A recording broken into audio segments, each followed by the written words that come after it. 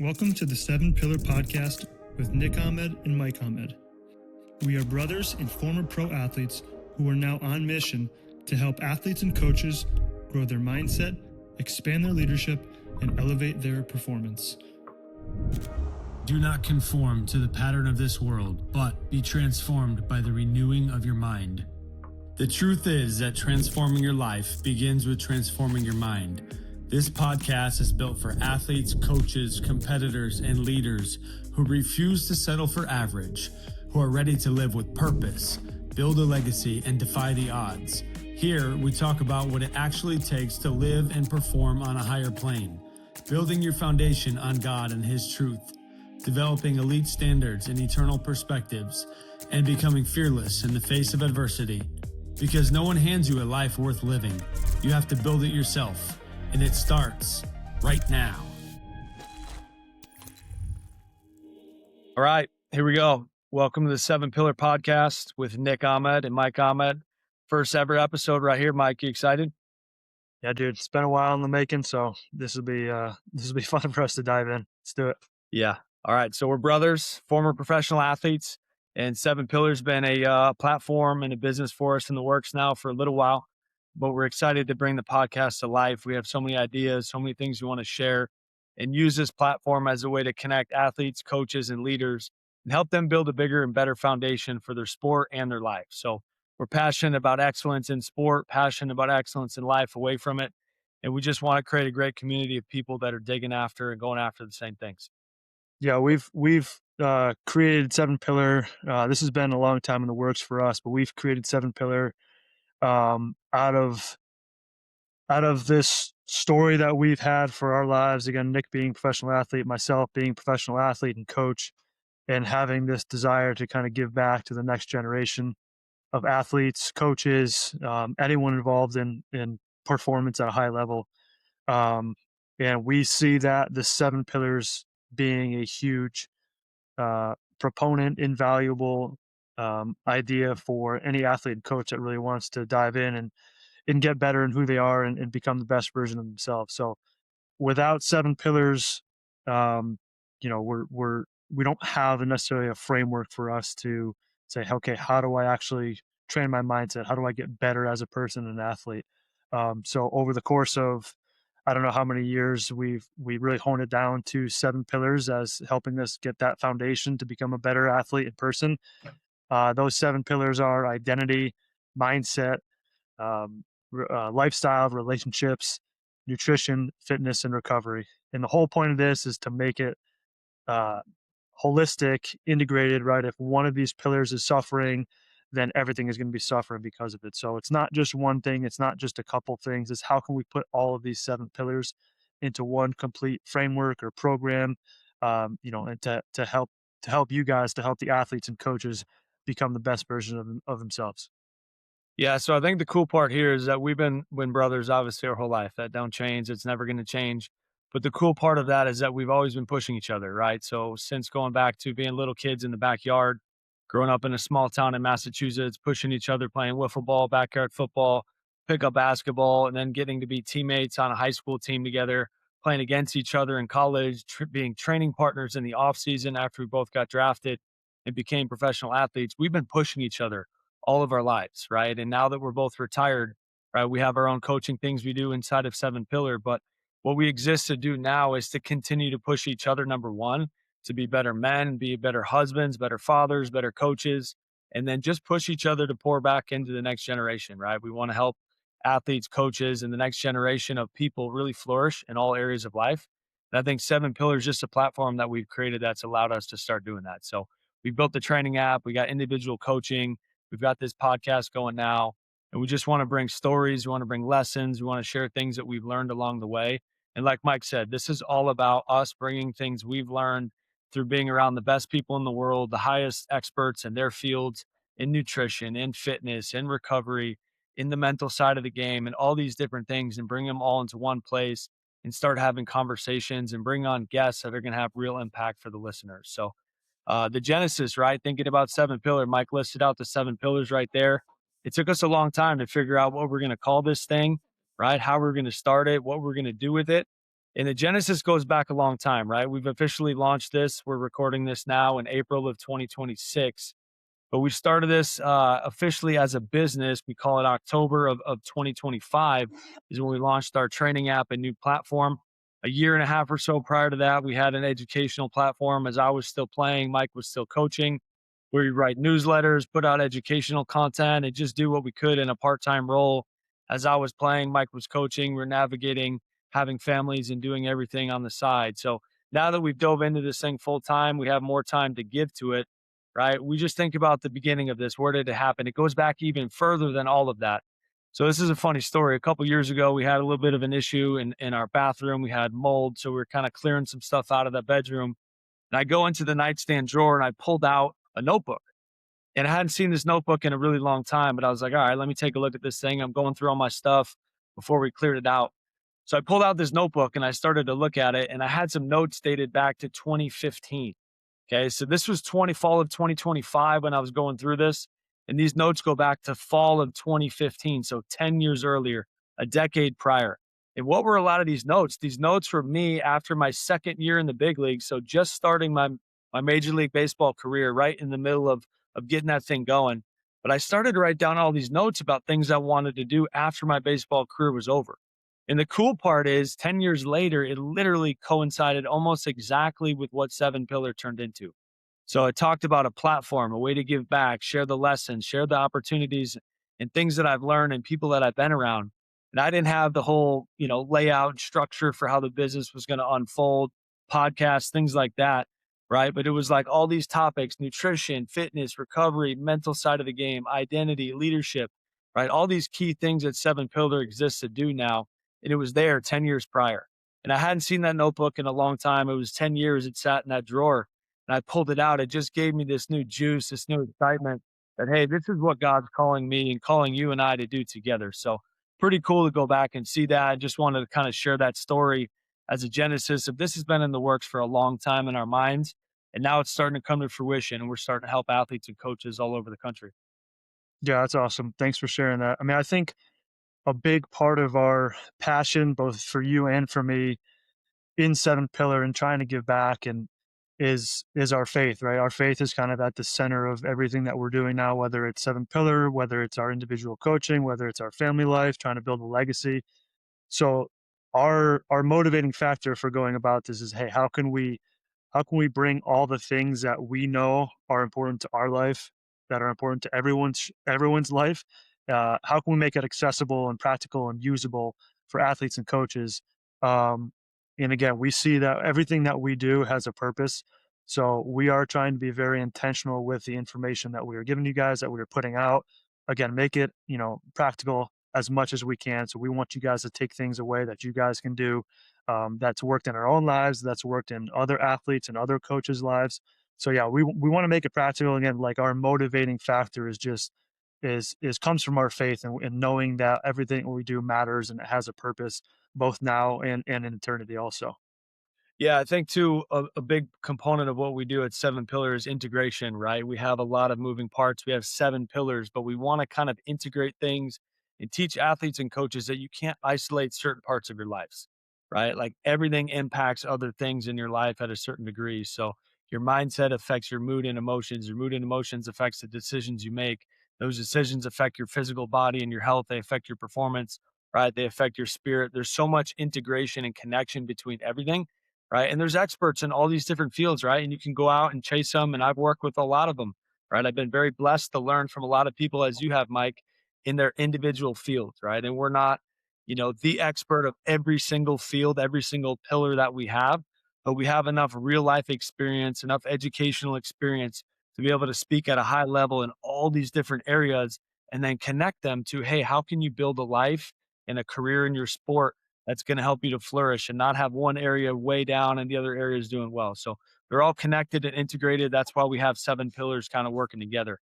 And then just thinking about the importance of our faith, right? So for me, I'll share kind of how I got into this, how I discovered what identity means to me, why I started pursuing mindset related stuff to help my career. So I was just pursuing excellence. I was pursuing success. I was pursuing baseball at a high level. And since I was a little kid, all I thought was that when I achieved a certain level of something, right? Whether it was hitting a home run, getting the scholarship, going to college, getting drafted. I was chasing after all these things that I thought were going to make me significant, that I thought were going to help to prove who I was as a person. So I call that performance based identity. And we're going to get into that later in this episode and all throughout the 7 Pillar podcast. But what we're doing now is just helping to unpack the issues that I had. I call it an identity crisis. I put all my eggs into the basket of being an athlete. I was Nick Ahmed, the athlete, Nick Ahmed, the baseball player, and I didn't know who I was outside of that. So I derived all of my worth, my self esteem, my mood, how I related to people from how I performed and how I did on the field. It was my accomplishments, it was my success and my failures, it was how other people thought about me and their opinions of me. So I rode this roller coaster of emotions of up and downs, like I know a lot of athletes and coaches do, and people in general, right? We can't ride our performance and allow that to drive our identity and who we think we are at a deep level. So I got drafted, right? In 2011, I got drafted out of the University of Connecticut. I played baseball there for 3 years. I get drafted by the Atlanta Braves in the second round. And this was this pinnacle moment that I was working my whole life towards. And I thought as soon as I got drafted, I don't have to do school anymore, right? I love learning, but at that time I wasn't pursuing, education the way I should. I just was pursuing baseball, right? And the moment I got drafted, I thought this is the moment, right? I'm going to get paid to do what I love. I'm going to get to do it every single day. I'm going to work my way to the big leagues. I'm going to make a career out of this thing. But what I quickly realized is that baseball, success, anything temporary, anything earthly of this life can never fully and truly satisfy you and give you the deepest longings of your mind and your soul. So I knew I was empty, right? But I didn't know what I was missing. And I continued to pursue baseball and success and achievement and all these things, right? And I loved it. I loved showing up to the field every day. I loved getting better. I loved competing. I loved being a professional athlete. But I still felt this nagging emptiness, like I was missing something, right? And then a lot of different life circumstances happened. Our grandfather passed away in 2012. The next year, I get traded to the Diamondbacks. I go off to a new team, a new organization. Felt like this kind of outsider. I was traded right before spring training. I ended up with a AA team in Mobile, Alabama that year. I was with a group of guys that had been together for 2 or 3 years. So I was kind of the outsider, living by myself, having a hard time with that, doing a long distance relationship with Amanda, who's now my wife. We were engaged at the time. And it was just a lot of difficult stuff happening in my life. I felt like my foundation was kind of crumbling. And then on the field, I was so bad. Like, you know how bad that season was. I started, and it was pretty much through 2 months of the season at the end of May. I was hitting 137. I had one double, 0 home runs, and one RBI. And this was through almost 200 at bats. So, needless to say, I was playing horribly. Every day I show up to the park, putting my identity and worth in my performance, right? I was terrible. I was a bad teammate. I wasn't handling things well. I had anxiety, battling depression, couldn't sleep at night, was just doing things at a level that wasn't sustainable. But thankfully, at that time, and people, we're going to talk a lot about people, I had someone step into my life at that time that really helped to expose a faulty foundation, which I was building my life on. That guy's name was Andy Green. He was my AA manager, ended up managing in the big leagues with the Padres, been in baseball for a long time, has made tremendous impact as a player, coach, and front office member.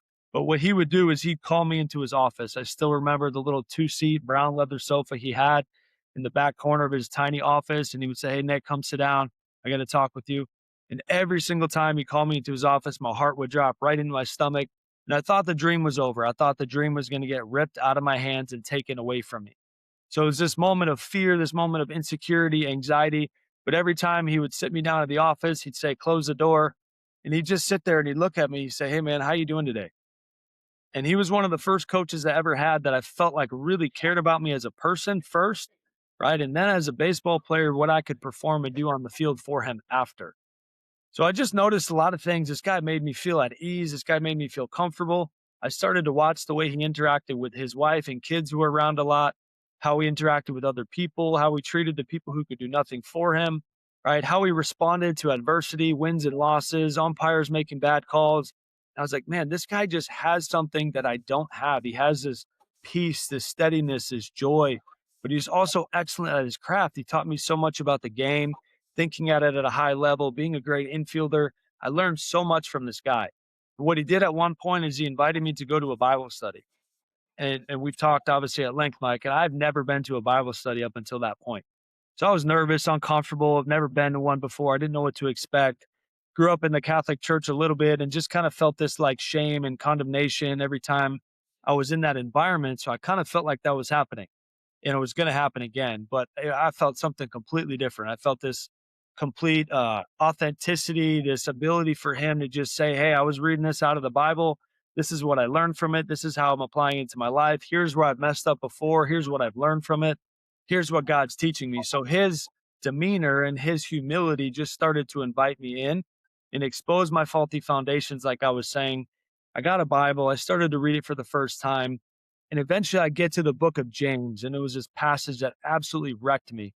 In the first chapter of James is verses 2 through 4. It says, "Consider it pure joy when you face trials of many kinds, for you know that the testing of your faith produces perseverance. Let perseverance finish its work so you can be mature and complete, not lacking anything." And for me at the time, like I was lacking everything. I was not considering it pure joy. And it was like a bag of bricks that just hit me right in the mouth. And it just said, "Hey, God has a way of doing life that's way over here, completely different than how you're doing it. And the way I'm doing it over here is not leading me to anything good." So I eventually got to a point of surrender where I just couldn't do life my way anymore. I was so sick of it. It was between the fourth and fifth inning. I remember grounding out into a double play, my second at bat. I take my helmet off, hand it to the first base coach, get my glove for my second baseman there. I run out to shortstop. So being a shortstop in between innings, take 2 or 3 ground balls, keep the arm loose, do all that. But in that moment, I didn't do that, and I don't know why. I didn't really consciously choose to. But what I did is I just turned around. I faced the outfield. I closed my eyes and I prayed. And it was a prayer of desperation. I just said, "God, I can't keep doing life my way. I'm having broken relationships. I'm having anxiety. I'm stressed about everything. I need to start doing life my way. I need to turn from my selfish, sinful ways. I need to start following you. If you have baseball for me in my future, great. If not, I'm surrendering it. I'm laying it down. I'm giving you my entire life."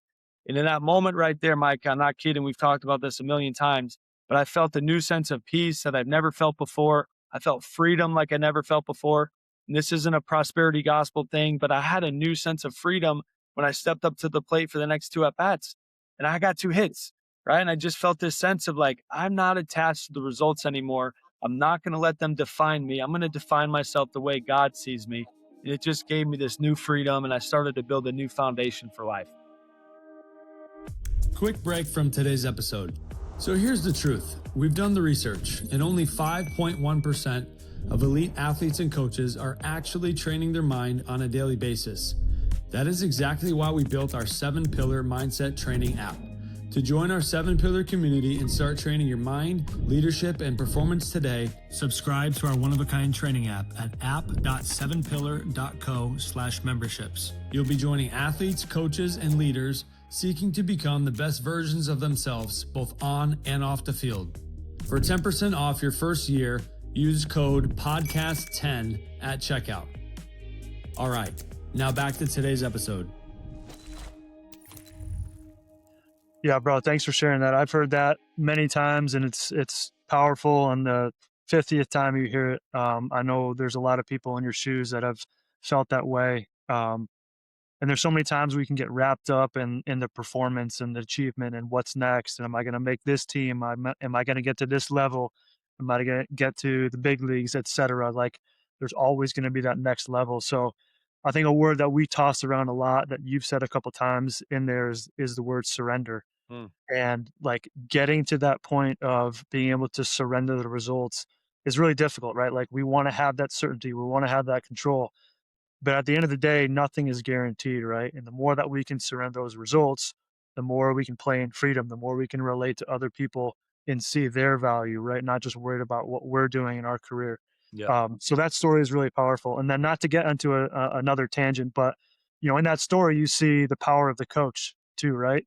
And for all the coaches who may be listening to this, is understand how powerful your role is and your influence. And I think, Nick, you said it too, is, it's not about treating athletes as athletes, about treating the players that you have as individuals first, helping them grow as human beings, and at the same time, helping them get better on the field and helping your team win. So For sure. it's not either or, it's definitely a both and. Um, can you talk a little bit more about a performance-based identity and then going to, okay, how do we shift from the performance-based identity to that non-performance-based identity? Like, what do Yeah. we actually have to do? Yeah, for sure. It's a good point to really highlight the importance of being a coach, right? As I've stepped away from being a professional athlete, now I'm getting to coach my two boys' teams, youth baseball, but just getting to see the impact that the coach can really have is a multiplication effect, right? Coaches, you guys are going to have the opportunity to have, depending on the sport, the age level, 10 to 20 to however many guys, depending on what sport you play and what level. And just year over year, you're going to have new kids coming into your program, your team. You're going to have an opportunity to make not just baseball or sport impact in the lives of your athletes, but real transformational impact that can last for generations, that can impact hundreds and thousands of people's lives. So, Andy Green, I know you're going to listen to this at some point. Thank you for the investment you made in me. And all you coaches out there, continue to invest in your players, continue to invest in them as people first, and just understand that they have inherent value and how God made them. So, I want to share a quick scripture. Matthew, this is Jesus's words at the end of the Sermon on the Mount. He's basically been teaching this long sermon, this longest recorded sermon he's ever had, talking about everything from money to marriage to, everything in between, right? And he finishes with this. It's Matthew 7:24 to 27. He says, anyone who listens to my teaching and follows it is wise, like a person who builds a house on solid rock. Though the rain comes in torrents and the floodwaters rise and the winds beat against that house, it won't collapse because it is built on bedrock. But anyone who hears my teaching and doesn't obey it is foolish, like a person who builds a house on sand. When the rains and floods come and the winds beat against that house, it will collapse with a mighty crash. So, what I think about performance based identity is building your life and your identity and your performance on sand, right? And what is sand? Sand is basically building your life on your performance, your success, your failure, your achievement, not having those things, not having the achievement, having failure, right? It's building it on what you acquire, your money, your status, your fame. It's building it on the opinions of other people. So all these things are sand, right? They can't hold you up. They can't allow you to have a flourishing and steady foundation for your life. So in order to build a life that's not built on your performance, what do we build it on? You and Mike and I both, we've built our lives on the foundation of God and his word and who he says we are. And that gives us a steadiness, a peace, a joy to be able to go into our lives, our families, our sport with freedom, not needing to extract our worth from the sport, but taking our identity and then going into our sport with our identity already fully secure. So I love to talk about Jesus and his identity too, because I think it's a powerful illustration. When Jesus is baptized, he receives his identity from the Father. He comes up out of the water and God says, this is my dearly loved son who brings me great joy. And Mike, at what point in Jesus's ministry does he receive his identity? Before it even starts. It's before, right? It's not after he does all the miracles. It's not after he teaches all the sermons and opens the blind eyes and feeds the thousands and does all this, even goes to the cross for us. It's not after all that, it's before. So we got to understand about this story and the timing of it is that he received his identity first, and then he went out knowing who he fully was to go out and make a great impact in the world. So it's the same thing for us. If we're going into our sport looking to validate us, looking to make ourselves worthy and significant based on what we achieve and our stats and the box score and what these coaches and people think about us, it's going to be an empty and emotional roller coaster of a life. But if we go into our sport having received our identity from God first, man, the different type of power and freedom you walk with is crazy. So, Mike, can you share your story too of how you got wrapped up in a performance-based identity and how you felt like God pulled you out of it? Yeah, bro, that's great.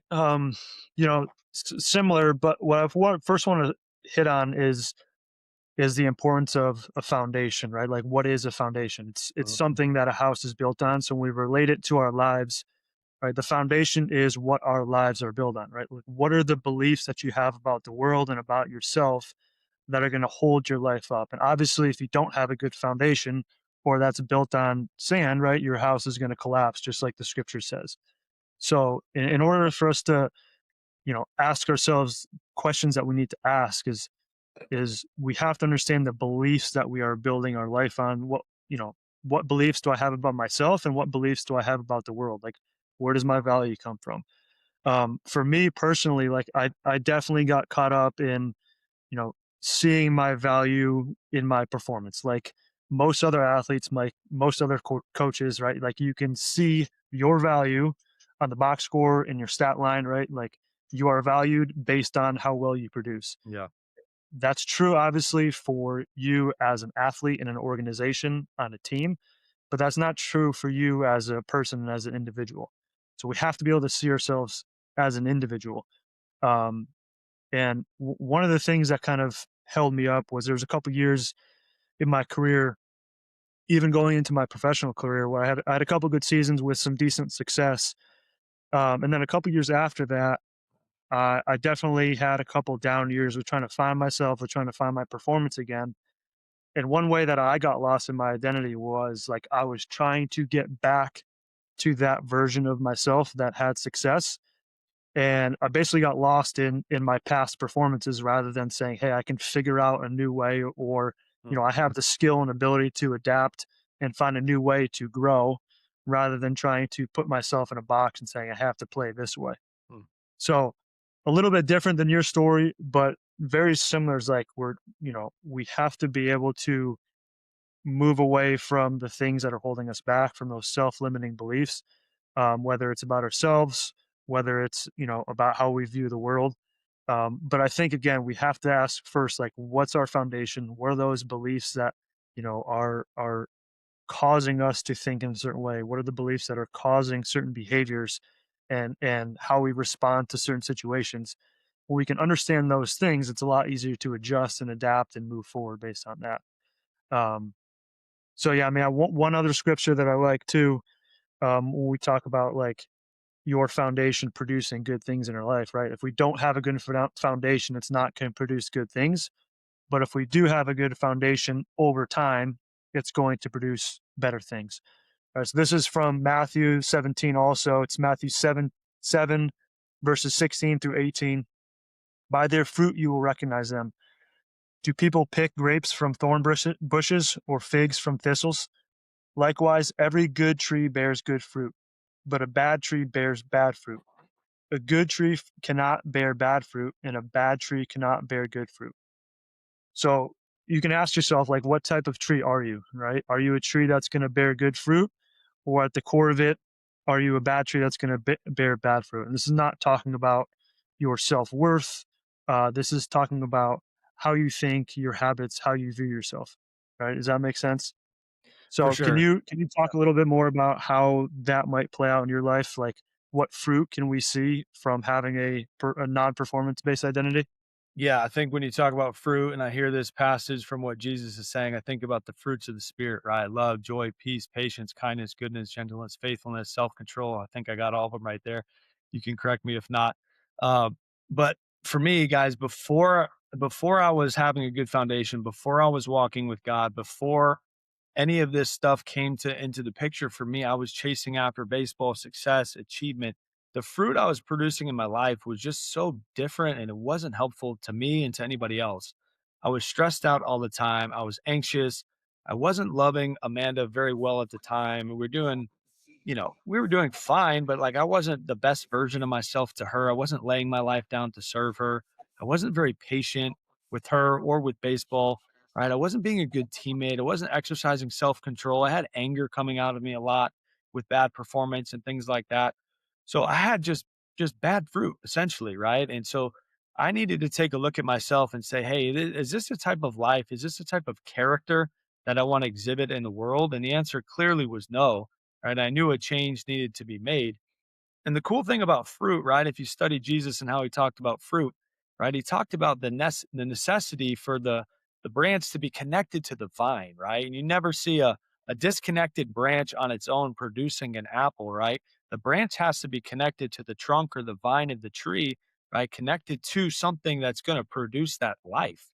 And the cool thing about it is that we don't have to strive and produce that all on our own.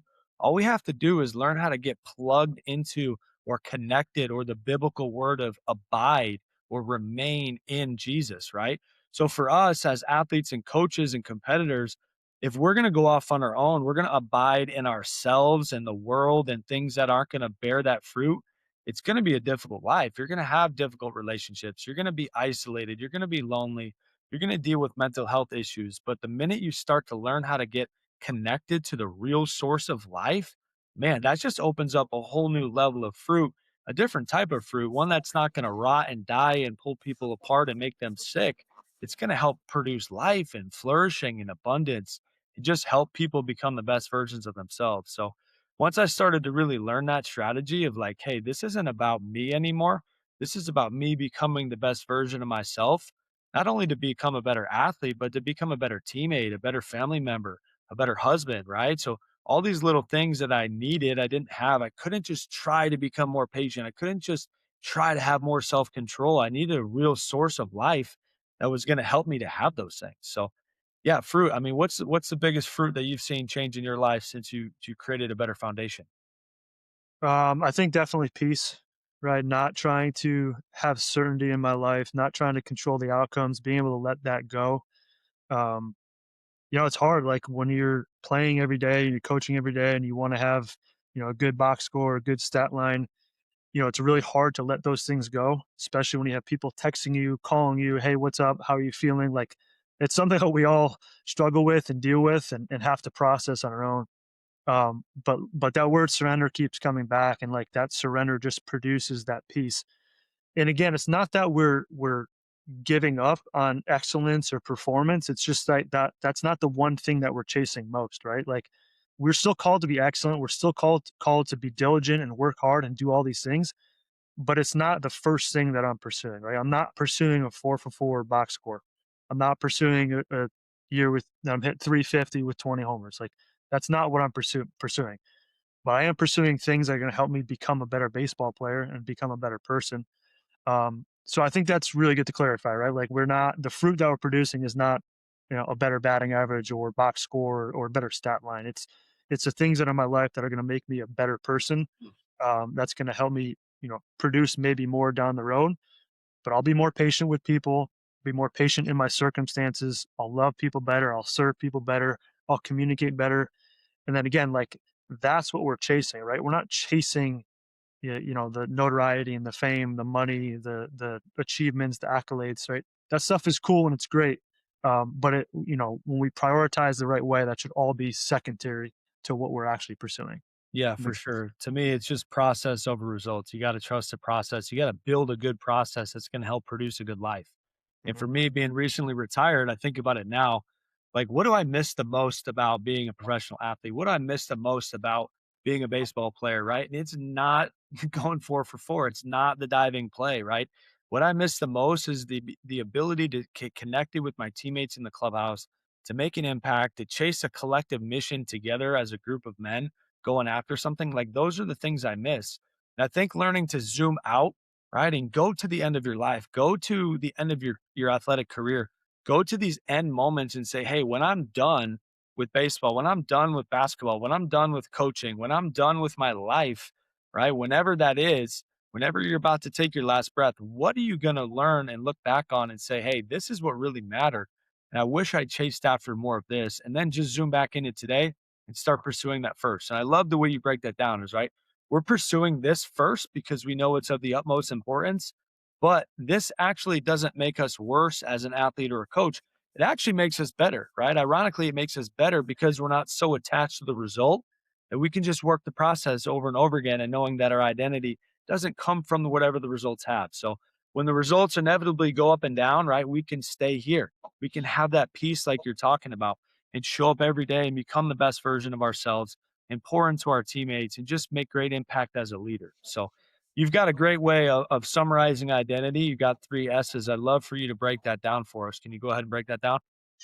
Yeah, the way I like to think about it, and it's pretty simple. I just think of identity as the 3 S's, right? So number one is self worth. Number two is story, and number three is standards. If we can get these things down, understand these three as the biggest pieces of our identity, then we're going to be starting to build a pretty good foundation. So back to self worth, right? Like you touched on this a little bit.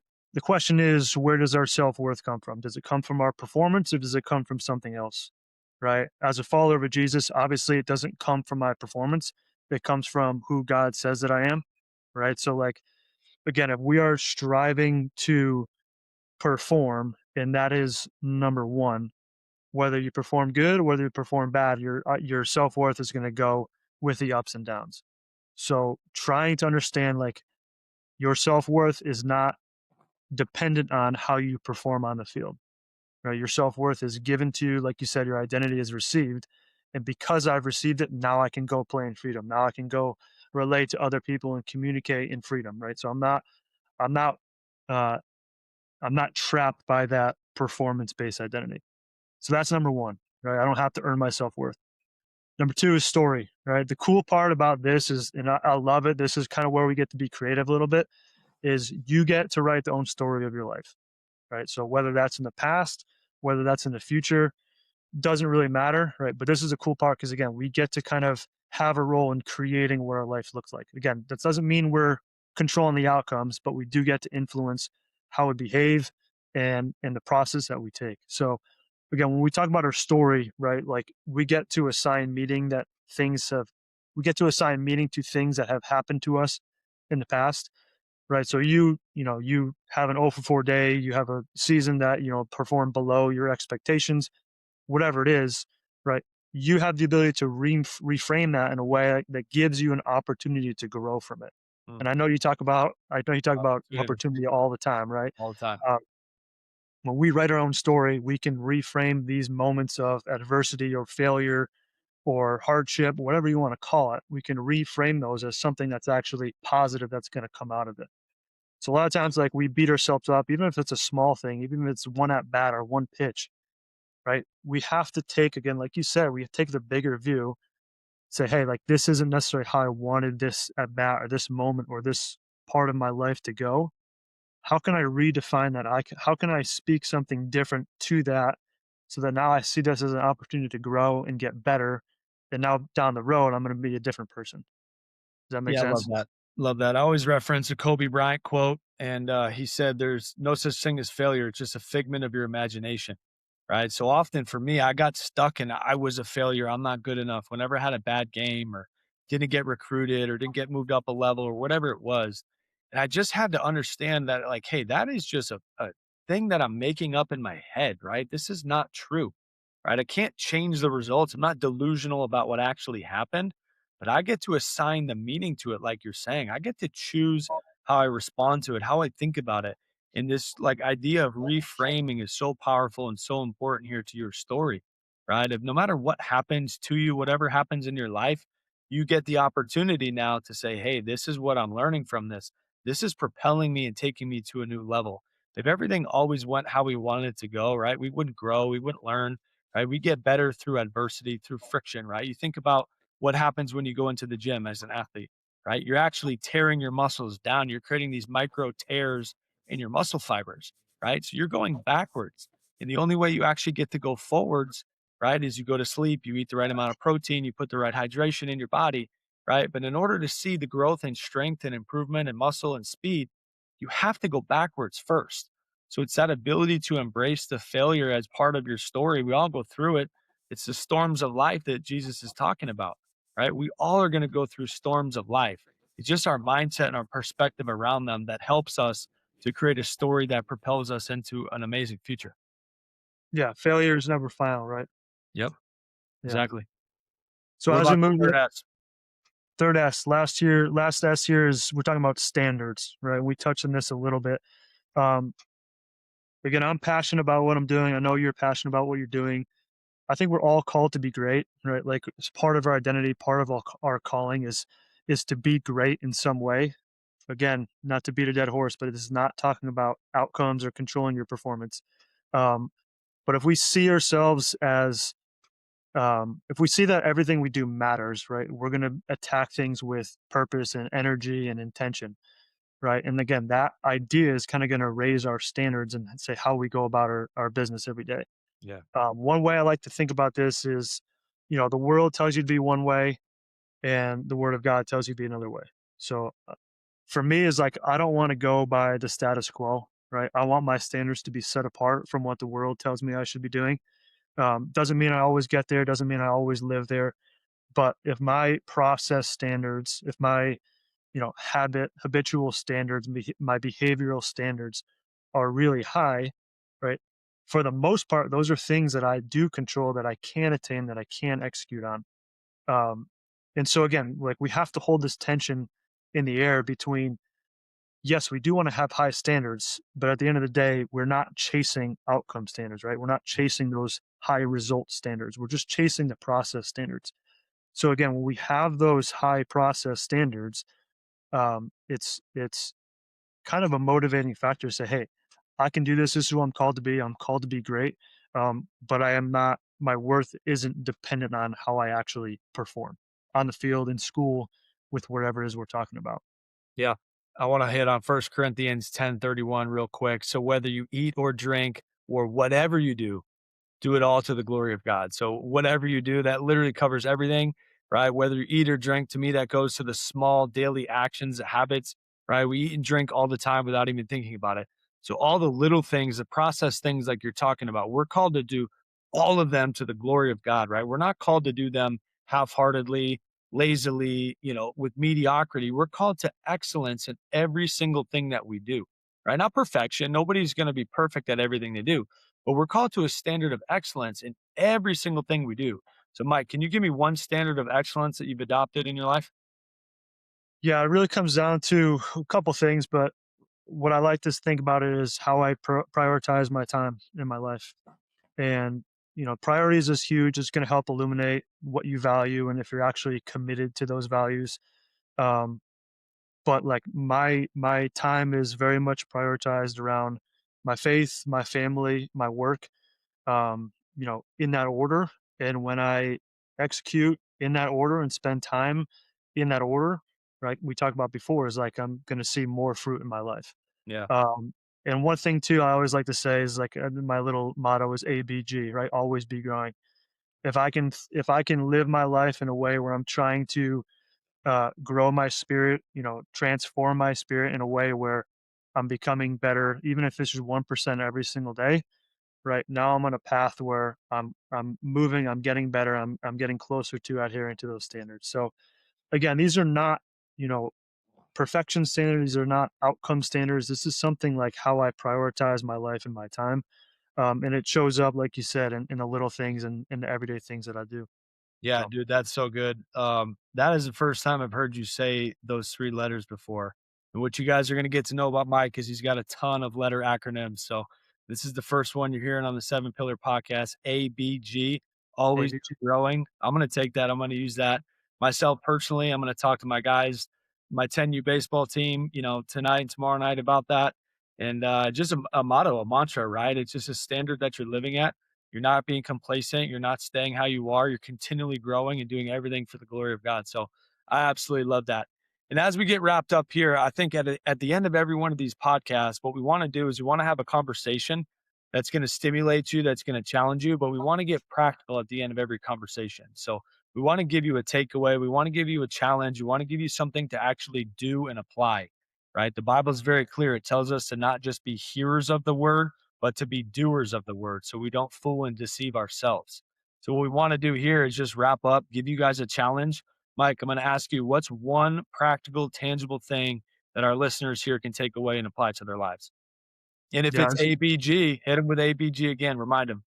ABG is a good one. But what I want to start with first is the most important thing that we can do and where we can start is just becoming more aware, Mm. right? So the practical takeaway is we have to start with some sort of self-reflection practice to understand, you know, our our value right now, where our value comes from, our thought patterns, our thought processes, right? And once we become aware of those things and who we are and our values, right? Now we can actually say, okay, this is where I am, but now this is where I want to go.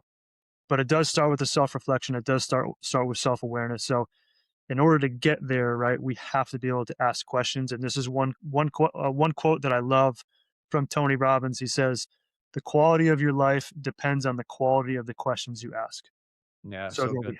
we have to start asking questions. We have to start self-reflecting and become aware of who we are right now, how we're living right now, who we're becoming right now, and then let that kind of kickstart and propel you down the road to the version of yourself that you want to become. Yeah, I love that, Mike. Thanks for sharing that. So, 7 Pillar community, we challenge you guys right now to become aware. Start asking yourself great questions. Couple questions to ask yourself right now.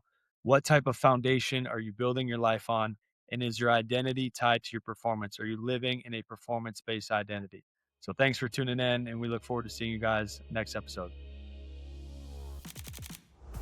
Thank you for tuning in with us today. If this episode brought you value, please share it with someone in your circle who needs to hear this message.